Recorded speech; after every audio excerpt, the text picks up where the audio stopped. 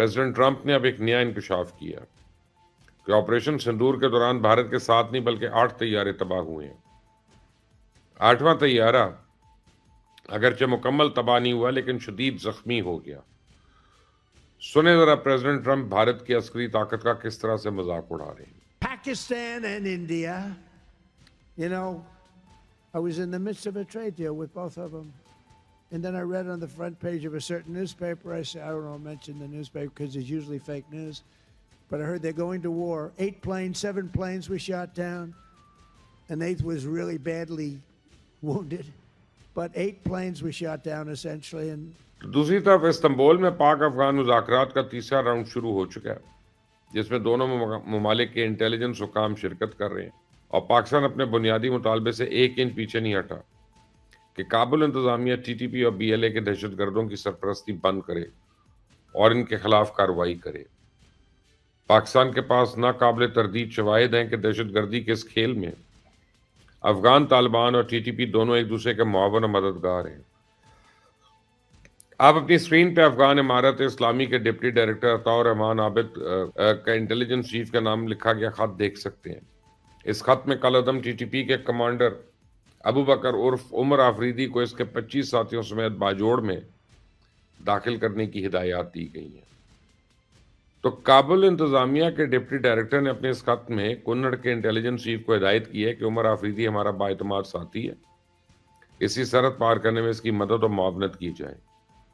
और एक पहला दस्तावेजी सबूत नहीं है, इसे पेशतर भी पाकिस्तान ऐसे कई शवाहिद तालिबान इंतजामिया के हवाले कर चुका है, लेकिन इसके बावजूद उन्होंने हमेशा टीटीपी की सरपरस्ती से इनकार किया।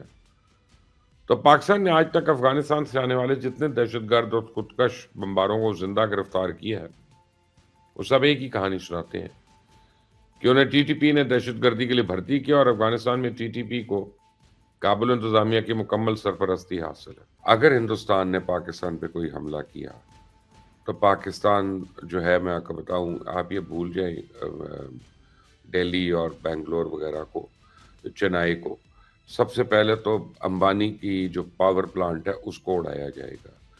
उस बाद गुजरात में अडानी का पोर्ट जो है उसको उड़ाया जाएगा। और पाकिस्तान के जो मिसाइल्स हैं अल्हम्दुलिल्लाह वो हिंदुस्तान के कोने कोना जो है वो उनके निशाने पे और टारगेट पे है, और हमने लॉक करके रखे हुए हैं उनके सारे के सारे एसेट्स जो हैं।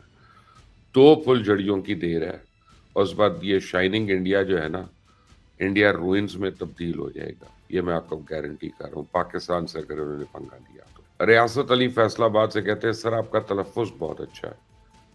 30 नवंबर को एक यूट्यूबर ने यह कह दिया कि सियालकोट सेक्टर पे भारत ने कब्जा कर लिया। इन यूट्यूबर्स के खिलाफ आर्मी या इदारे कब कार्रवाई करेंगे? इनको इबरत का निशान बनाना चाहिए जो अपनी आर्मी के खिलाफ है। रियासत भाई, पहले तो आपका शुक्रिया, आपने मेरे तलफ़्फ़ुज़ को नोट किया और उसकी तारीफ़ की।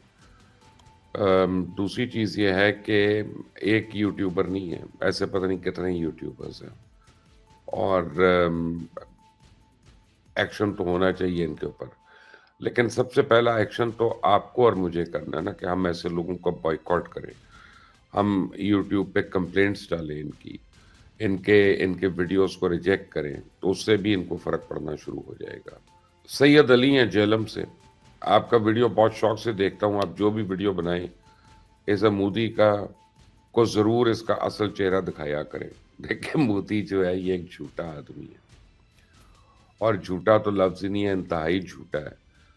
और मोदी को इसका चेहरा क्या दिखाना, पूरी उसकी हिंदुस्तान की कौम उसको दिखा रही है।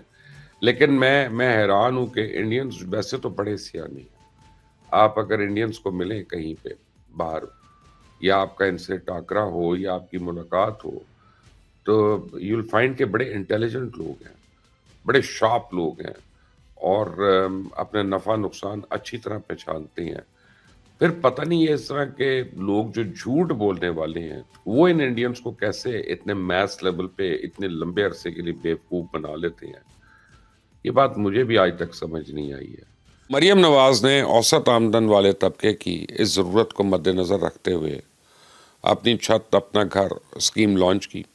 पिछले साल जब स्कीम लॉन्च हुई तो मेरा ज़ाती ख्याल था इसका अंजाम भी माजी की सरकारी स्कीम्स जैसा होगा, اور یہ بھی کرپشن کی نظر ہو جائے گی یا پولیٹیکل وعدوں کی، تو حکومت اپنے قریبی حلقوں اور کارکنوں کو نواز دے گی، جبکہ حقیقی ضرورت مند جو ہے منہ دیکھتے رہ جائیں گے۔ صرف 1 سال کے بعد میں اپنی رائے بدلنے پہ مجبور ہو چکا ہوں، کیونکہ میرے پاس اب بہت سے ایسے لوگ موجود ہیں جو مریم نواز کی اسکیم سے مستفید ہو رہے ہیں۔ ابھی چند روز پہلے میں اپنے دفتر میں بیٹھا ہوا تھا کہ میرے ایک جاننے والے مٹھائی لے کر میرے آفس میں آئے۔ میں نے ان سے خوشی کا سبب پوچھا تو بولے کہ الحمدللہ اپنی چھت مل گئی ہے۔ تو میں ذاتی طور پہ جانتا ہوں کہ انہوں نے 10 سال پہلے لاہور میں جی ٹی روڈ پہ واقع ایک ہاؤسنگ اسکیم میں 5 مرلے کا پلاٹ خریدا تھا، اور اس پلاٹ کی قسطیں پورے ہوئے بھی 7 سال ہو چکے تھے، لیکن ان کے پاس اکٹھے 15-20 لاکھ روپیہ نہیں تھے جس سے وہ مکان کی تعمیر شروع کر دیتے۔ انہوں نے مجھے بتایا کہ مریم نواز کی وجہ سے آخرکار وہ اپنا گھر بنانے میں کامیاب ہو گئے، اور ان کے جانے کے بعد میں نے اپنے دفتر کے کولیگ سے پنجاب حکومتی اسکیم کے بارے میں دریافت کیا تو یقین مانے ہر شخص نے اس منصوبے کی تعریف کی۔ میرا ایک کولیگ تو مجھے بتا رہا تھا کہ اس کی کزن نے 3 سال پہلے اپنا زیور بیچ کے پلاٹ خریدا تھا، لیکن اب یہ چیف منسٹر کے ویژن کی بدولت 2 مہینے پہلے وہ اپنے نئے گھر میں شفٹ ہو گئی ہیں۔ تو مجھے اچھی طرح یاد ہے کہ پنجاب حکومت نے اپنی چھت اپنا گھر نامی منصوبے کا آغاز 21 اگست 2024 کو کیا تھا، اور وہ اگلے 2 مہینے میں اس پروگرام کے تحت پہلا قرضہ جاری بھی کر چکے تھے۔ تو اس اسکیم کے تحت شہری علاقوں میں 5 جبکہ دیہی علاقوں میں 10 مرلے تک زمین رکھنے والے قرضہ حاصل کر سکتے ہیں۔ آپ متعلقہ بینک کی کسی بھی برانچ پہ جائیں، فارم پر کریں، متعلقہ دستاویزات عملے کو فراہم کریں اور 15 لاکھ روپے تک قرضہ حاصل کر لیں۔ کمال یہ ہے کہ اس قرضے کی مدت 9 سال جبکہ ماہانہ قسط 14,000 روپے رکھی گئی ہے، جو کسی بھی اوسط آمدن والے شخص کی جیب پر بوجھ نہیں بنتی۔